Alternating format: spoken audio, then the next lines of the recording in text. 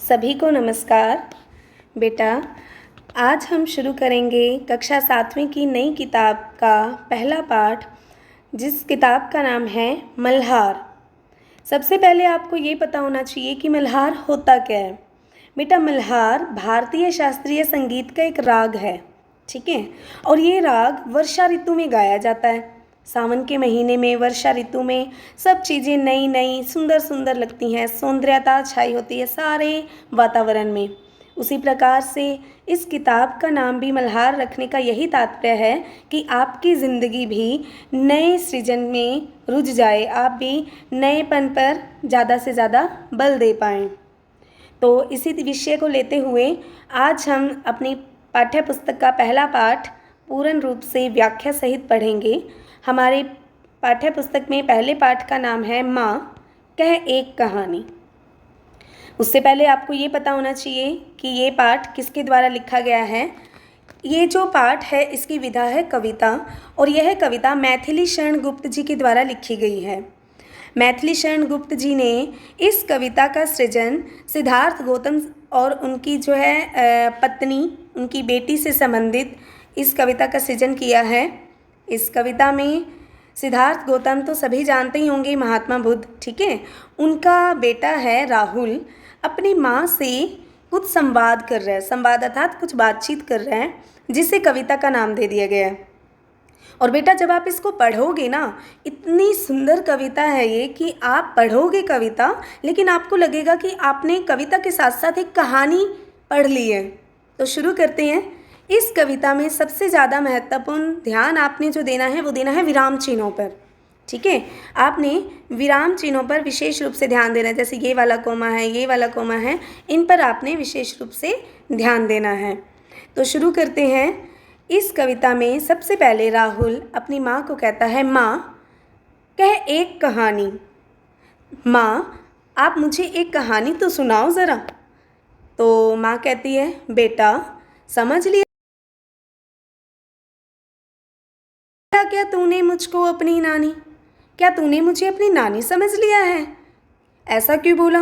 क्योंकि नानियाँ दादियाँ ही हमें कहानियाँ सुनाती हैं, है ना। तो बच्चे ने कहा, माँ आप मुझे एक कहानी तो सुनाओ। तो माँ कहती है कि बेटा समझ लिया क्या तूने मुझको अपनी नानी? फिर कहती है, अब कहते हैं राहुल दोबारा से कहेगा, कहता है कि कहती है मुझसे यह चेटी, चेटी अर्थात दासी, कहती है मुझसे यह चेटी तू मेरी नानी की बेटी। कह माँ कह लेटी ही लेटी। हे माँ, मुझे ये अपनी जो दासी है ना, ये मुझे कहती है कि आप तो मेरी नानी की बेटी हो। क्या हुआ अगर आप मेरी नानी नहीं हो? आप मेरी नानी की बेटी तो हो ना। और तू मेरी नानी की बेटी है तो कह देना माँ, सुना देना, लेटी लेटी ही सुना दे कहानी। राजा था या रानी? बताओ ना माँ, राजा था या रानी? हम कहते हैं ना कि एक बार एक राजा था, एक रानी थी। इस तरह से वो अपनी माँ को प्रोत्साहित कर रहा है कि माँ किसी तरीके से कहानी सुना ही दे। माँ कह एक कहानी। हे माँ, सुना देना एक कहानी। फिर कहता है, उनकी माँ उन्हें जवाब देती है। माँ का नाम है यशोधरा। कैसे पता चला? क्योंकि हम जानते हैं सिद्धार्थ गौतम की पत्नी का नाम है यशोधरा। तो यशोधरा अपने बेटे राहुल को कहती है, तू है हठी मान धन मेरे सुन, उपवन में बड़े सवेरे तात भ्रमण करते थे तेरे। तू है हठी, जिद्दी, हठी मतलब जिद्दी, मान धन मेरे। हे मेरे बेटा, तू तो बड़ा जिद्दी है। चलो फिर मैं सुना ही देती हूँ कहानी, सुन। उपवन में बड़े सवेरे, एक दिन उपवन अर्थात बगीचे में बड़ी सुबह सुबह तात भ्रमण करते थे तेरे। तात अर्थात पिता। तुम्हारे पिताजी भ्रमण कर रहे थे, घूम रहे थे। पिताजी कौन है राहुल के? जल्दी से कमेंट में लिखेंगे, ठीक है। तात भ्रमण कर रहे थे तेरे, तुम्हारे पिताजी भ्रमण कर रहे थे। तो क्या हुआ? सुनो। जहाँ सुरभि मन मानी, जहाँ सुरभि मनी मानी, सुरभि मतलब सुगंध, जहाँ पर बहुत ही सुंदर सुंदर मीठी मीठी सुगंध थी। अब आगे जो क्वेश्चन मार्क वाली बात है ये पूछेगा, प्रश्नवाचक चिन्ह आ गया तो ये राहुल पूछ रहा है, जहाँ सुरभि मन मानी, जहाँ सुंदर सुंदर मीठी मीठी सुगंध थी। अच्छा, हाँ माँ, यही कहानी तो मैं कह रहा था सुनने को, जहाँ पर अच्छी अच्छी मीठी मीठी सुगंध थी। वर्ण वर्ण के फूल खिले थे, झलमल कर हिम बिंदु झीले थे, हल्के झोंके हिले मिले थे। वर्ण मतलब विभिन्न प्रकार के रंग। वर्ण मतलब होता है विभिन्न प्रकार के अलग अलग रंग, अलग अलग रंगों के फूल खिले हुए थे। झलमल कर हिम बिंदु झिले थे। हिम बिंदु मतलब होता है, हिम मतलब होता है बर्फ, बिंदु मतलब कण, बर्फ के कण अर्थात ओस की बूंदें। और हमें आप सभी ने देखा भी होगा कि ओस की बूंदें सुबह सुबह फूलों पर होती हैं तो ऐसा लगता है जैसे कोई मोती है। तो ऐसे ऐसे मोती रूपी ओस की बूंदें थी। हल्के झोंके हिले मिले थे और हवा के हल्के हल्के झोंके भी चल रहे थे। लहराता था पानी, लहराता था पानी, लहराता था पानी अर्थात पानी भी जो है, तालाब में पानी वो भी हवा के झोंकों से हिलता है ना, तो ऐसे लहरा रहा था। तो फिर जब प्रश्नवाचक चिन्ह आया तो फिर ये बात बोला राहुल ने, लहराता था पानी, पानी लहरा रहा था। हाँ हाँ, यही कहानी सुननी है माँ मुझे, यही कहानी। फिर क्या हुआ आगे देखते हैं। कहते हैं, गाते थे खग कल कल स्वर से, कल कल मतलब मधुर मधुर मीठी मीठी आवाज़ से, खग मतलब होता है पक्षी, गा रहे थे। सहसा एक हंस ऊपर से गिरा बिद्ध होकर खरशर से, अर्थात वहाँ पर बहुत ही सुंदर सुंदर वातावरण था, है ना, पक्षी भी थे और पक्षी गाने गा रहे थे, मीठे मीठे स्वरों में आवाज़ आ रही थी पक्षियों की। सहसा, सहसा मतलब अचानक से, सहसा का अर्थ क्या होता है, अचानक से। क्या हुआ, एक हंस ऊपर से एक हंस आया, गिरा बिद्ध होकर, बिद्ध मतलब बाणों से जिसको छलनी कर दिया हो, खरशर से सिर से लेके पांव तक वो जो है छलनी हो रखा है। हुई पक्ष की हानि, पक्ष की हानि हो गई है, पक्ष मतलब पक्षी की हानि हुई है, पक्षी को नुकसान हुआ है। और फिर ये प्रश्नवाचक चिन्ह आ गया, तो ये कौन बोलेगा, जल्दी से कमेंट करके बताएंगे।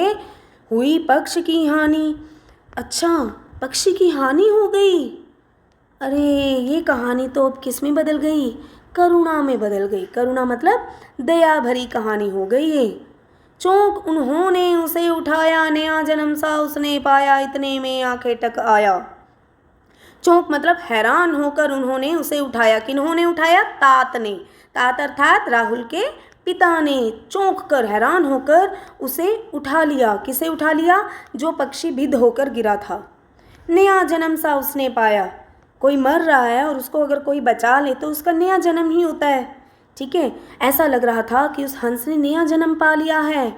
इतने में आंखें टक आया, इतने में वो आंखें टक आ गया। आंखें टक का अर्थ होता है शिकारी, जिसने उसको मारा था। लक्ष्य सिद्ध का मानी, लक्ष्य सिद्धि का मानी, कोमल कठिन कहानी। अब जो शिकारी है, शिकारी को अपने लक्ष्य पर, लक्ष्य अर्थात जो उसने गोल निश्चित किया था कि मैंने इस हंस को मारना है और उसने मार भी दिया, तो उसने अपने लक्ष्य को सिद्ध कर लिया। तो लक्ष्य सिद्ध जब हल कर लिया उसने, अर्थात अपना जो जहाँ पर उसने आक्रमण करना था वो आक्रमण कर लिया, तो उसको क्या हो गया, मान हो गया, घमंड हो गया। लक्ष्य सिद्धि का मानी आंखें टक आता है, जिसको अपने लक्ष्य सिद्ध करने पर अर्थात हंस पर वार करने पर, तीर चलाने पर बड़ा घमंड है। और अब ये कहानी किसमें बदल गई, कोमल तो थी ही, क्योंकि सिद्धार्थ ने उसे बचाया है कोमलता से, और कठिन भी हो गई, क्यों, क्योंकि आंखें टक भी आ गया, ठीक है, कोमल कठिन कहानी हो गई अब ये। फिर उसने क्या कहा, उसने कहा, मांगा उसने आहत पक्षी तेरे तात किंतु थे रक्षी।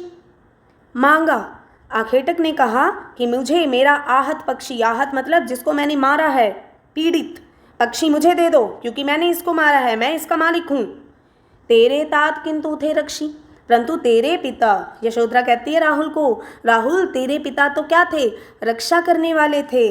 तब उसने, किसने, जो था खगभक्षी, तब उसने जो था खगभक्षी अर्थात वो शिकारी, उसने क्या किया, हठ करने की ठानी, जिद करने की ठान ली कि मैं जिद करूंगा, मैं तो अपने पक्षी को लेकर ही जाऊंगा, क्योंकि इस पर मेरा अधिकार है, मैंने इस पर वार करके इसे मार गिराने की कोशिश की।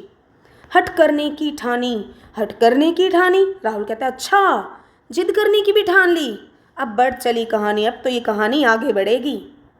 ठीक है, तो फिर आगे क्या होता है सुनिए। हुआ विवाद सदय निर्दय में, उभय आग्रही थे सब विषय में, गई बात तब न्यायालय में। हुआ विवाद सदय निर्दय में, अब दोनों में झगड़ा होने लगा। किस किस में? सिद्धार्थ और, बताओ बताओ शाबाश, सिद्धार्थ और सिद्धार्थ का जो आखेटक है, आखेटक जो जंगल में आया है, उपवन में आया है, उन दोनों में। सदय मतलब होता है जिसने दया दिखाई, अर्थात तात ने दया दिखाई, और निर्दय अर्थात शिकारी। दोनों में क्या हो गया? विवाद हो गया, झगड़ा होने लग गया।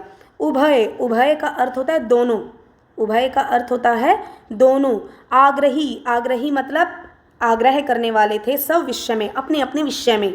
एक कह रहा था मैंने बचाया है तो मैं इसका मालिक हूँ, एक कह रहा है मैंने गिराया तो मैं इसका मालिक हूँ।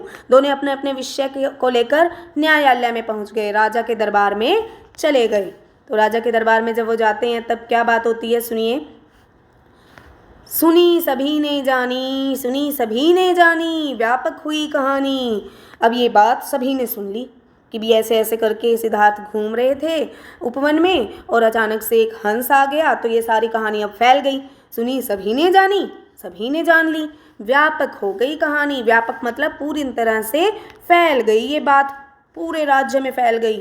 राहुल तू निर्णय कर इसका, न्याय पक्ष लेता है किसका? यशोधरा माता कहती हैं राहुल अब तू निर्णय कर इसका। निर्णय मतलब होता है तुम फैसला करो बेटा इसका। न्याय पक्ष लेता है किसका? अर्थात जो राजा है वो किसकी तरफ का न्याय करेगा, किसको जिताएगा? कह दे निर्भय, निर्भय होकर बिना डरे कह दे जय हो जिसका। किसकी जय होनी चाहिए बेटा, बताओ तुम मुझे। तो फिर राहुल क्या कहता है? राहुल सुनिए क्या कहता है। कहता है सुन लूँ तेरी बानी, माँ मेरी क्या बानी, मैं सुन रहा कहानी। सुन लो तेरी बानी। अब वो कहती है, माँ कहती है कि बेटा बता, निर्णय कर कि किसका पक्ष लेना चाहिए, न्याय को, राजा को किसकी जय बोलनी चाहिए। सुन लूँ तेरी बानी, मैं तेरी बानी से सुनना चाहती हूँ, तुम बताओ। तो वो कहता है माँ मेरी क्या बानी, माँ मेरी क्या बानी, भाई ये तो गलत बात है, कहानी तो आप सुना रही हो, मैं क्यों बताऊँ, मैं तो सुन रहा कहानी, मैं तो कहानी सुन रहा हूँ। फिर कहती है माँ, अब उसको समझाती है, और यहीं से सीख मिलेगी आपको भी इस कविता की। कोई निरपराध को मारे तो क्यों अन्याय उसे न उबारे। अगर कोई व्यक्ति किसी निरपराध को मारता है, निरपराध मतलब जिस पर किसी ने जिसने कोई अपराध ना किया हो, अगर कोई उस व्यक्ति को मारे तो क्यों अन्याय उसे ना उबारे। तो किसी दूसरे व्यक्ति को उसकी रक्षा क्यों नहीं करनी चाहिए। मान लो आपने कोई अपराध ही नहीं किया और आपको बिना मतलब के कोई चांटे मार रहा है, कोई आपको डांट सुनाई जा रहा है, तो दूसरा व्यक्ति आकर आपकी मदद करेगा ना, तो दूसरे को आपकी मदद करनी चाहिए। रक्षक पर भक्षक को वारे, रक्षक अर्थात जो रक्षा करने वाला है उस पर भक्षक को वारे। भक्षक अर्थात जो मारने वाला है, अर्थात मारने वाले से बचाने वाला ज़्यादा बड़ा होता है, तो हमें उसको बचाना चाहिए। फिर कहता है न्याय दया का दानी, न्याय दया का दानी, तूने गुनी कहानी। माँ मैं समझ गया कि किसकी जीत होनी चाहिए, न्याय किसका होना चाहिए, जो दया का दानी है, जिसने दया की है, जिसने किसी भक्षक को हटाकर किसी मरते हुए प्राणी को जो कि निरपराध है उसको बचाया है, उसी की तरफ का न्याय होना चाहिए, उसी की जीत होनी चाहिए। तो इस पाठ से हमें ये शिक्षा मिलती है कि हमें निर्भय होकर सच का साथ देना चाहिए और न्याय भी हमें निर्भयता से सही का ही करना चाहिए। तो आपको मैंने कहा था ना कि मैथिली शरण गुप्त जी ने लिखी तो कविता है, लेकिन हमें ऐसा लग रहा है कि हम कोई कहानी पढ़ रहे हैं। इसी पाठ से संबंधित सारे व्याख्या तो हो ही गई है, इससे संबंधित प्रश्न उत्तर और सारा भाषा अभ्यास लेकर मैं कल हाजिर होंगी। तब तक के लिए धन्यवाद। आप चैनल को सब्सक्राइब करें, लाइक करें और अपने दोस्तों में शेयर करें। धन्यवाद।